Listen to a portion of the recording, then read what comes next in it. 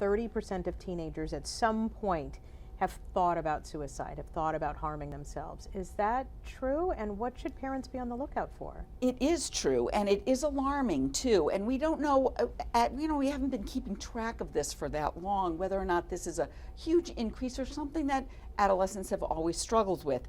Regardless, it is something that we need to pay attention to and something that you can talk with your child about.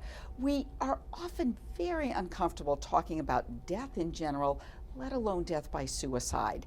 But if you are really concerned that your child just isn't quite right and you have this gut feeling that I'm really worried about my child, it's okay to ask about that. It's okay to say, do you ever feel so bad that you feel like harming yourself? Do you ever feel like life isn't worth living right now? Or do you ever feel like, what's the use?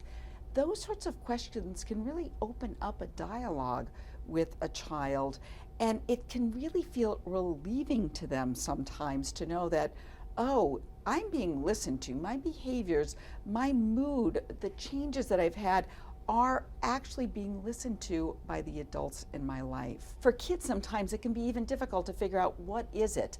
But we know to key into the fact that when kids are struggling, when they're unhappy, when they're irritable, when they're confrontational a lot, that is usually a symptom that they are having some sort of mental health problem. Another important thing for parents to realize is even if your child didn't seem to be struggling during the pandemic, there might be sort of a delayed response. Is that right? Yeah, in fact, we should expect it. That we know that when kids go through trauma, that it's often much later that they start to experience the effects of trauma. And a year later or 6 months later is when they start to struggle with feelings of anxiety.